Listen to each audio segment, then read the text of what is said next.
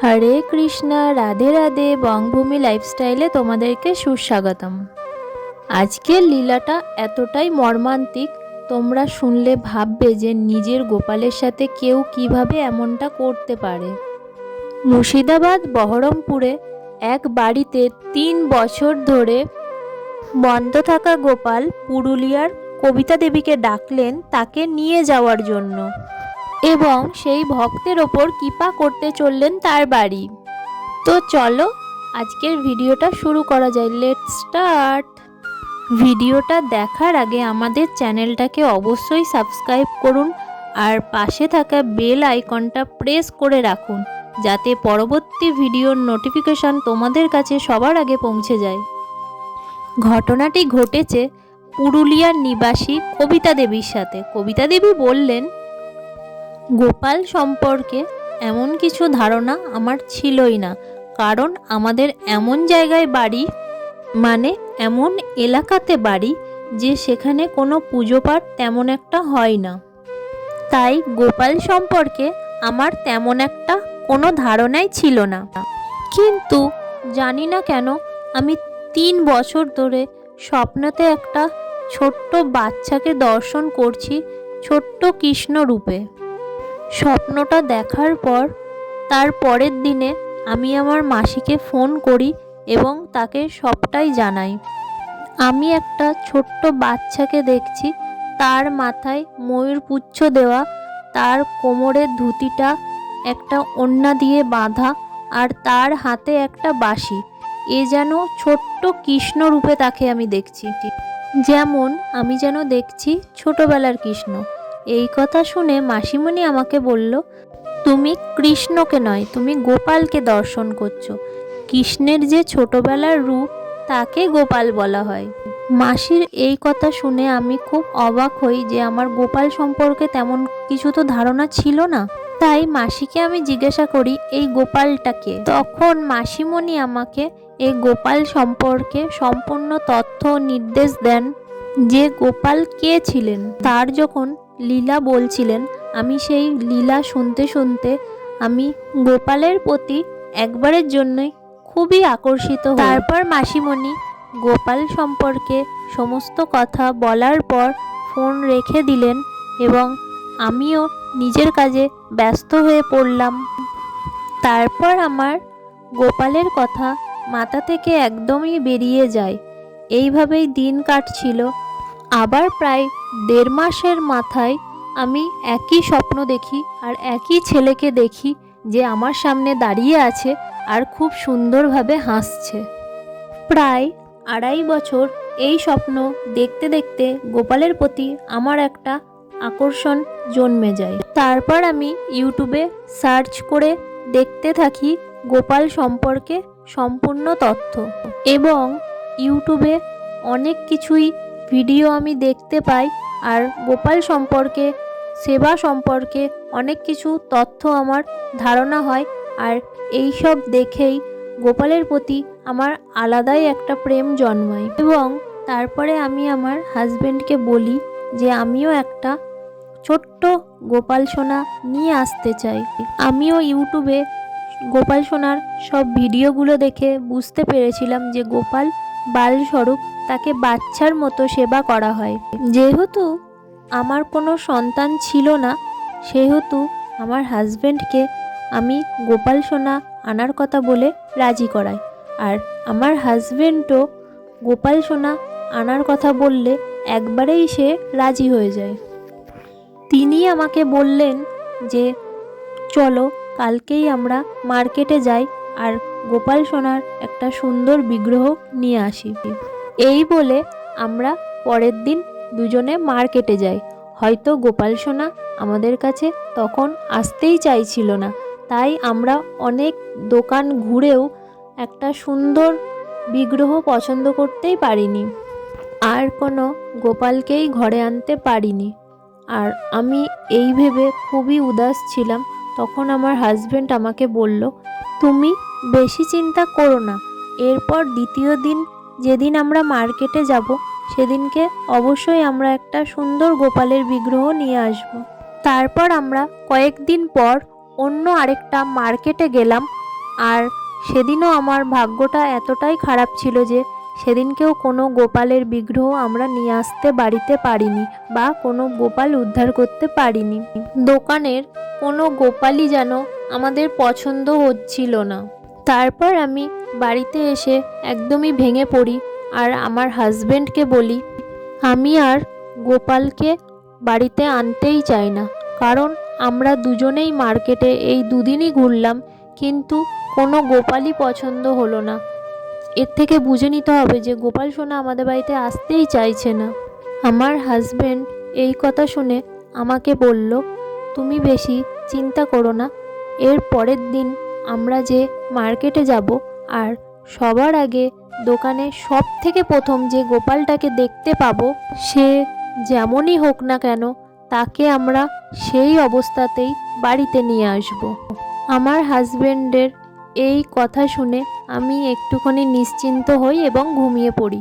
তারপর আমি যে স্বপ্নটা দেখলাম সেটাই ছিল সবথেকে আশ্চর্যের। কবিতা দেবী আমাদেরকে বললেন, আমি দেখলাম একটা বাড়ির ভেতর ঢুকেছি, বাড়িটা শুধুমাত্র ঝুল আর ধুলোতে ভর্তি ছিল আর বাড়ির ভেতরে এক কোণে একটা সিংহাসন রাখা ছিল আর সেই সিংহাসনে ছিল একটা ৮ নম্বরের গোপাল এবং সেই গোপালকে দেখে আমি খুব আনন্দে আত্মহারা হয়ে যাই এবং তার কাছে যাই। যেতেই সেই গোপাল আমার সাথে কথা বলে উঠল এবং বারবার আমাকে বলতে লাগলো আমাকে এখান থেকে নিয়ে চলো। আমি গোপালকে জিজ্ঞাসা করতে লাগলাম, আমি তোমাকে কিভাবে এখান থেকে নিয়ে যাব?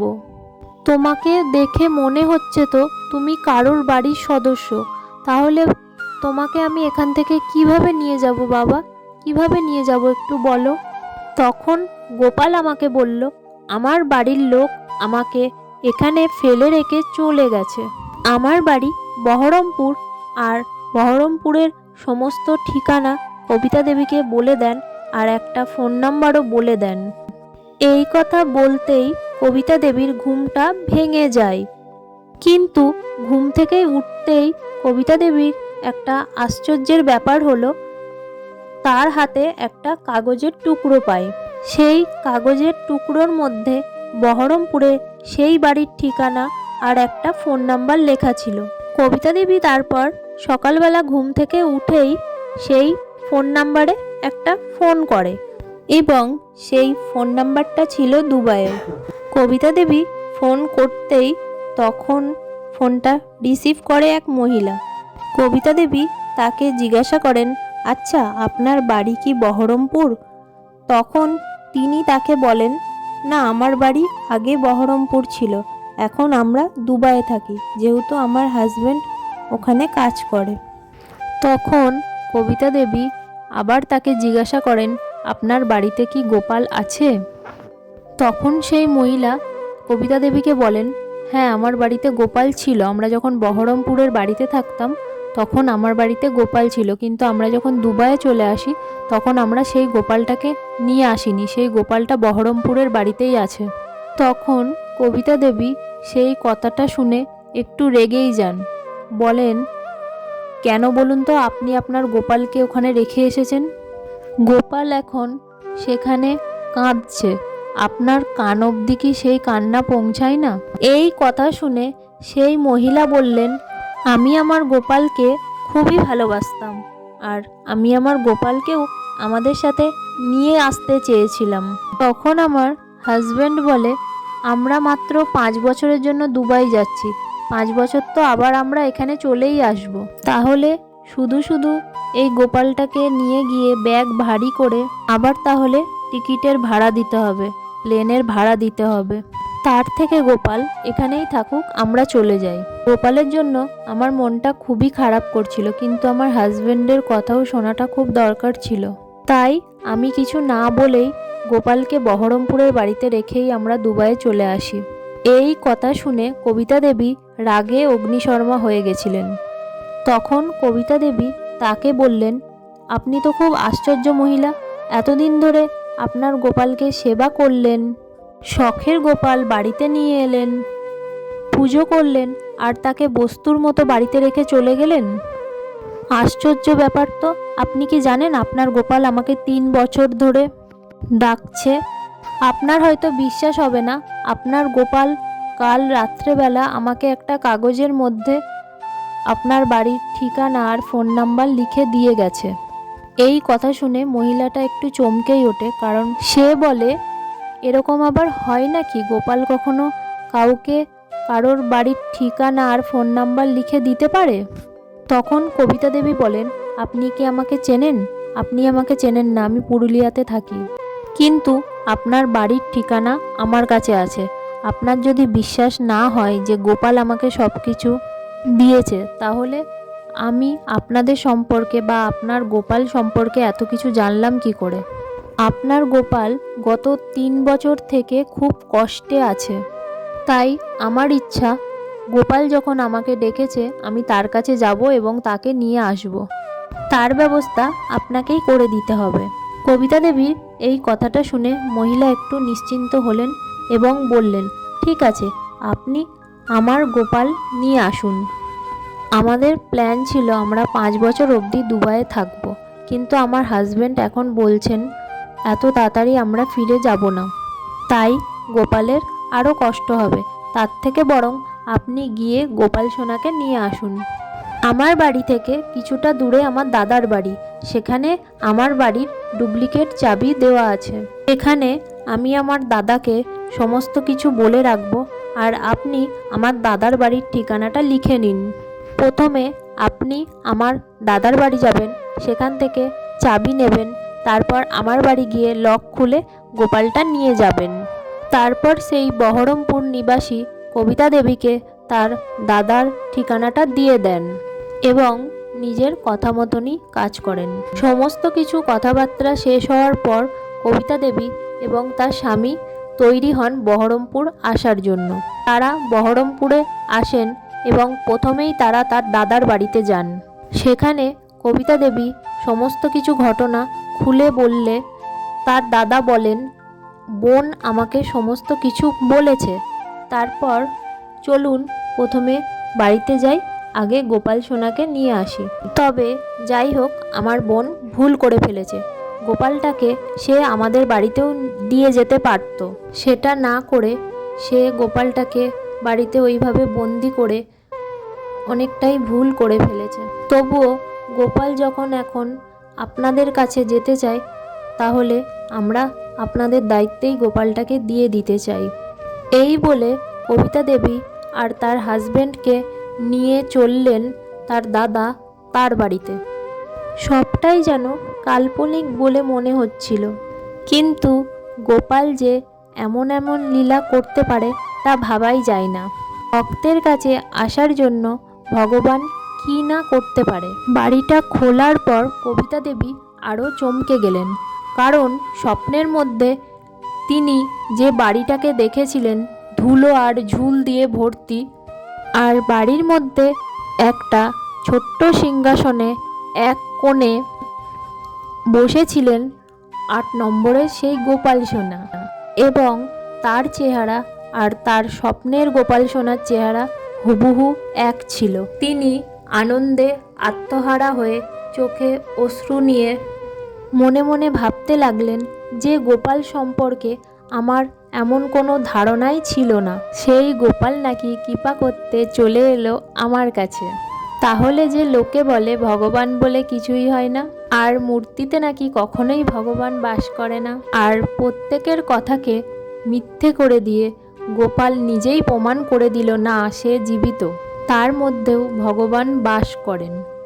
তিনি আরও বললেন, ইউটিউবের মধ্যে আমি এতদিন ধরে গোপালের যে সেবা ভিডিও দেখেছিলাম, তো গোপালের সেবা সম্পর্কে আমি সব কিছুই জেনে গেছিলাম, কিন্তু সেই ভিডিওগুলো দেখতে দেখতে আমার মনে হতো এটা কি কখনো হয়? মানুষ বোধহয় পুতুলের মতোই গোপালকে নিয়ে খেলা করে। কিন্তু আজ যে আমার সাথে যেটা ঘটে গেল, আমি তখনই বুঝতে পেরেছিলাম যে গোপাল কোনো পুতুল নয়, গোপাল একটা জীবন্ত ভগবান। সেটা আমি বুঝে গেছিলাম। ভক্তকে উচিত শিক্ষা দিতেও কখনো কখনো ভগবান নিজেই চলে আসেন। কবিতা দেবী আমাদেরকে আরও বলেছিলেন তিনি বললেন, হয়তো গোপাল সম্পর্কে আমার কোনো ধারণা ছিল না, তাই 3 বছর ধরে গোপালকে কষ্ট করতে হলো আমার কাছে আসার জন্য। আগেই যদি আমি সব কিছু জানতাম, গোপাল সম্পর্কে সব কিছু মেনে নিতাম বা ধারণা রাখতাম, তাহলে এই গোপালকে 3 বছর কষ্ট করতেই হতো না। তিনি নিজের কপালকেই বারবার দোষারোপ করতে লাগলেন, কিন্তু নিজের কপালকে তো বারবার দোষারোপ করা ঠিক না। ঈশ্বর যখন চাইবেন তখনই ভক্তের কাছে যাবে, তখনই আপনি ঈশ্বরকে প্রাপ্তি লাভ করতে পারবেন, নাকি আগে বা পরে। এবার বলুন তো কবিতা দেবীর এই ঘটনাটা আপনাদের কেমন লাগলো? যদি ভিডিওটা ভালো লেগে থাকে তাহলে কবিতা দেবীর এই ঘটনাটা বেশি বেশি করে শেয়ার করে দেন, যাতে গোপালের এই লীলা কথা সবাই জানতে পারে। আর এখনও যারা মনে করেন গোপালের মধ্যে প্রাণ নেই, গোপালকে আমরা পুতুল রূপে খেলা করি, তাদের ভুল ধারণা ভাঙার জন্য ভিডিওটা বেশি বেশি করে শেয়ার করতেই হবে। কারণ প্রত্যেকটা ভক্তেরই কর্তব্য তারা যেন অন্যের মধ্যে ভক্তিভাব জাগৃত করতে পারে। যখনই আমাদের মধ্যে ভক্তিভাব আসবে তখনই অন্যের মধ্যে থেকে হিংসাভাব দূর হতে পারবে, আর ভগবানের প্রতি আমরা আকৃষ্ট হতে পারব। আর আপনাদের কাছে আরও একটা অনুরোধ আছে, যাদের বাড়িতে গোপাল নেই তারা অবশ্যই গোপাল সোনাকে নিয়ে এসে বাড়িতে সেবা করো। যারা ভাবছেন গোপালের সেবা অনেক কঠিন, তারা কিন্তু ভুল ভাবছেন। ইউটিউবে আপনি সেবা প্রসেস অনেক পেয়ে যাবেন। অবশ্যই দেখুন, এখন তো আপনার হাতের মুঠোয় সব কিছু আছে, কাউকে জিজ্ঞাসা করতেই হবে না। আর সত্যি বলছি, যেদিন থেকে গোপাল সেবা করবেন সেদিন থেকে আপনার জীবন আনন্দময় হয়ে উঠবে। এবার বলুন তো আজকের ভিডিওটা কেমন লাগলো? ভিডিওটা যদি ভালো লেগে থাকে তাহলে লাইক কমেন্ট করতে একদমই ভুলবেন না। কমেন্ট করে আমাকে অবশ্যই জানাবেন, আর বেশি বেশি করে ভিডিওটা শেয়ার করে দেবেন। আর আমার চ্যানেলে যারা যারা নতুন আছো তারা অবশ্যই সাবস্ক্রাইব করে রাখো এরকম সুন্দর সুন্দর গোপাল সোনাদের লীলা কথা শোনার জন্য। আর পাশে থাকা বেল আইকনটা অবশ্যই প্রেস করে রাখো, যাতে নোটিফিকেশান তোমাদের কাছে সবার আগে পৌঁছে যায়। ততক্ষণ তোমরা ভালো থেকো, সুস্থ থেকো, আর তোমাদের পরিবারের সাথে হাসি খুশি থেকো। রাধে রাধে।